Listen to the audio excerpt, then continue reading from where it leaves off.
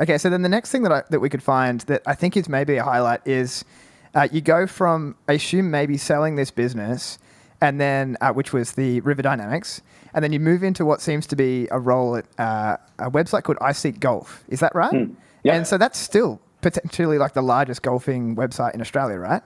It was at the time. I don't know if it is at the moment, but it was definitely it was actually it all. This is a lesson in longevity of relationships. So I used to host iSeek Golf on my hosting company. Yeah, right. And I knew the founder, Jason.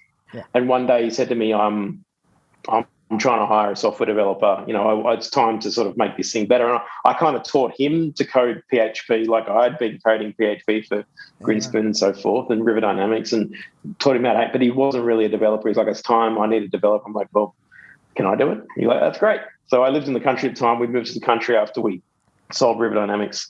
But he was also, Jace is also a bit of a technologist. He was always reading TechCrunch and all the new things. And he went, there's this thing called Ruby on Rails. I've mucked around with it. I think we should rebuild 8 years of iSeek Golf in nasty PHP that he'd been doing into a nice, shiny new Rails website. Yeah. So I went, I can do that. So I went from PHP to Ruby via Ruby on Rails, which was also the start of a long relationship with the Ruby community for me. I ended up being the treasurer and the president and ran Ruby Conference and ran the Sydney Ruby Meetup and the Melbourne Ruby Meetup. So, that one decision was a pretty impactful one for me. Wow. It seems like everything you're saying intertwined throughout all of it is just the importance of like relationships, right? Yeah. And it seems like something you're naturally quite good at, I'm assuming. And so a question about Ruby, since you brought it up. So as you said, you're the president and then later the treasurer.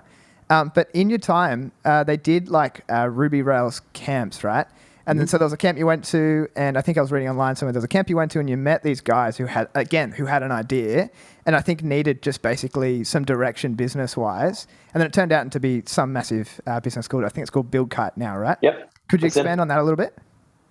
Yeah, so I was part of the Ruby community, was learning. This was 2006. Yeah. It was really early, like Ruby on Rails was like pre 1.0, so it wasn't even like a proper release. It was very much beta software, and we're like, screw it, we're going to build it. We're going to deploy iSeek Golf onto Ruby on Rails 0 point something, And it was a bit of a shit show because it's it's not really ready for consumption yet, right? So like we're learning, everything's changing. We're learning. And I needed this community. So I was living in Goulburn in New South Wales, or living just near Goulburn on our farm. So I'd go to Sydney every month to go to the meetup, mostly to hang out with people and ask questions. I'm like, hey, this thing keeps breaking. What are we going to do?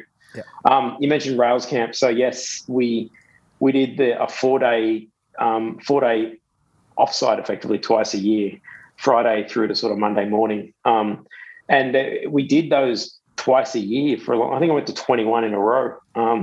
And it was just, they were amazing from building up this community. It's offline community, online community. So I met a bunch of people who are still some of my best friends there, and Keith and Tim from BuildKite, you mentioned. So Keith was working at Envato, Tim was working at Pin Payments, and Keith had solved a problem for Envato and said, I think it's time to, how do you build a business, Matt?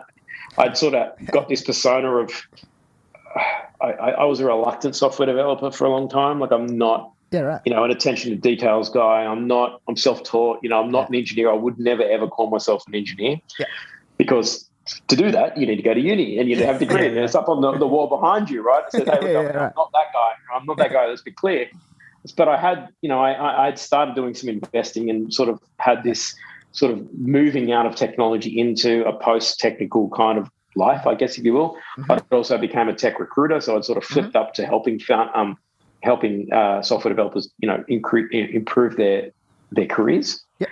So Keith came to me and said, how do you even do a business? What do we need to do to make this thing, I'd love to be able to do this full time. I've got, Tim and I have these jobs, but we'd love to do it. I'm like, well, you probably need a little bit of capital. You probably need someone to help you. Yeah. I could do that. So we raised a little bit of money for them from a couple of exited founders, plus basically our friends who are also their customers. They're all CTOs and mates who used the software, in anger. Yeah. So we did that, and they were able to quit their jobs, and it's now a 30-person company with some of the biggest software companies in the world as their customers. And I saw Shopify on there and a couple of massive, like I think Discord was on there and Venmo, like some massive customers. So yeah. Oh yeah.